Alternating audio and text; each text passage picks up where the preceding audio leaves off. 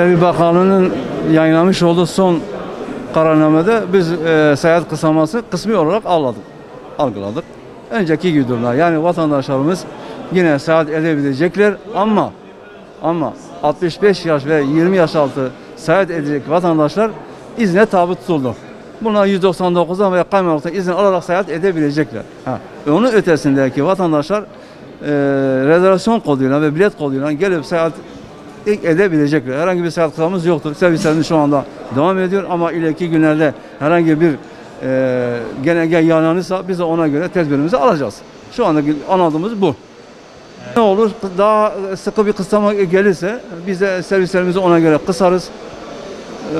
Biz beklerdik ki 14 günde tam kapanma olsa ama yapılmadı. Tabii o devletin bileceği iş, biz karışamayız. Biz de ona göre kendi tedbirimizi alırız. Tedbire ne olur? İleriki günlerde daha net bir şekilde anlaşılır. Ama bizim şu anda anlamış olduğumuz İçişleri Bakanı son genelgesinde herhangi bir kısıtlamaya uygun görülmemişti. Yani şöyle uydu. Dediğim gibi 65 yaş 20 yaş arası. Onlar bir de ayrıca özel araçlarına seyahat etme iznine tabi tutuldu. Yani ona izin almadan kaymakamlıktan gidemeyecekler. Ama biz şu anda servislerimizi gönderiyoruz. Servislerimiz gidecek. Vatandaşlarımız yine relasyon koduyla, bilet koduyla gelip seyahatini edebilecekler. Ama ileriki günlerde bayram öncesidir, belki kalabalık olabilir veya kalabalık olmayabilir de. Yani biz onun beklentisi içindeyiz. Yani birkaç gün sonra içerisinde daha kötü durumu olabiliriz. Seyahat kısıtlaması gitmeyecek olabilir. Yani bu böyle gerekiyor. Aslında yapılması gereken de oydu. Biz bunu bekledik. Yapılmadı. Şu anda hazırlığımız bu şekilde. Yani bir şeyimiz yok. Fazla bir ek tedbirimiz yok. Yasağını beklemiyoruz. Yani turizm sezonuna göre açılıyor ya, turizm sezonu beklentisi var. Şimdi 27 Nisan'da herhalde bitecek bu kısıtlamalar. Ya bittikten sonra bayram gidiş gelişleri bir kalabalık oluşabilecek bir durum ortaya gözüküyor yani. Böyle gözüküyor. Ama ileriki günlerde ne olur bilemeyiz. Bir bekleyip görmek lazım. 27'sinden sonra daha tedbirler alınır mı alınmaz mı o günkü şartlara göre değişebilir. Yok, herhangi bir şey gelmedi bize.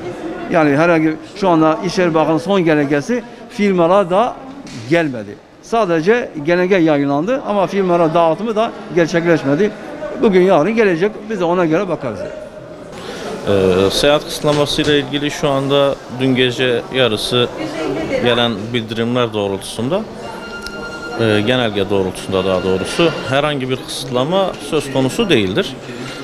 Toplu taşıma araçları, gemiler, uçaklar, otobüsler herhangi bir kısıtlamaya tabi değildir.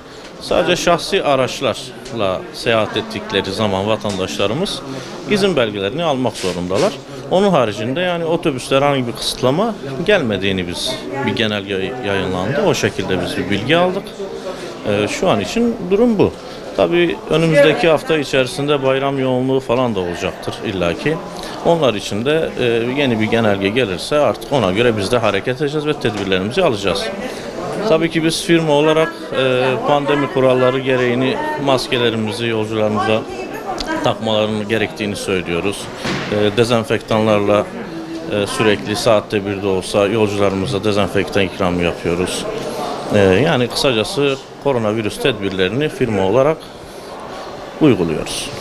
Yeni kısıtlamalar olduğu zaman biz de mesela seferlerimizi kısmak zorunda kalıyoruz. Tabii bu da hizmette birazcık eksikliklere yol açıyor. Mesela geçmiş yıllara göre bir yoğunluk beklemiyoruz. Çünkü geçmiş yıllarda biz ek seferler açıyorduk. Genelde ek seferler açıyorduk ama geçen yılda mesela Ramazan bayramında yine bir kısıtlama vardı. Hatta 3 günlük bir sokağa çıkma yasağı vardı.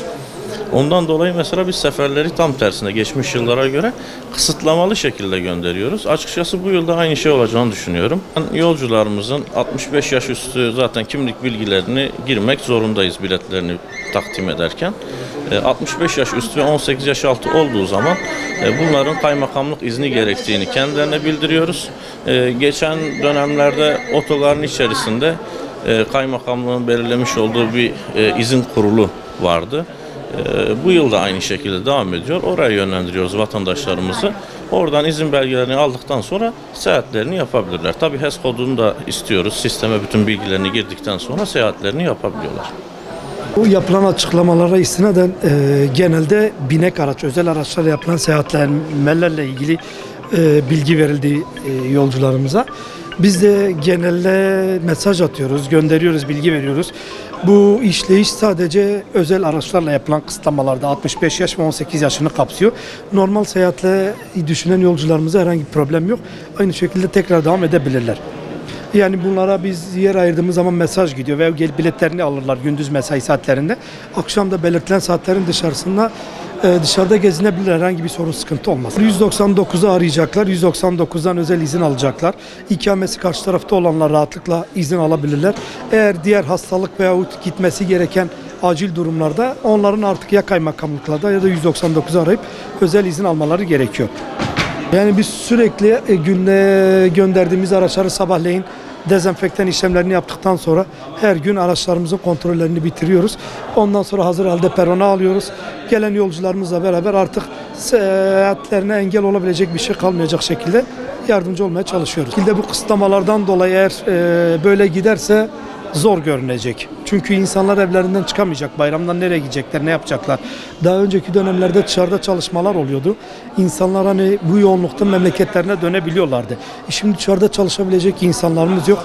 Hepsi burada evlerinde hapsolmuş durumda. O yüzden yoğunluğun olabileceğini düşünmüyorum ben.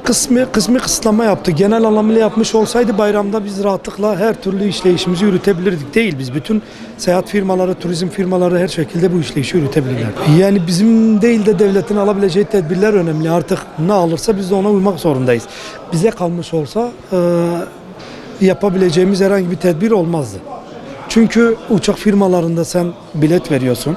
Uçak firmalarında herhangi bir kısıtlama yok. 3 tane insan yan yanda 10 santim arayla oturuyor.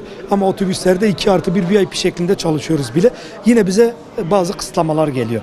O anlamda hani bizim sektörleri biraz kan alıyor, öyle söyleyeyim ben size.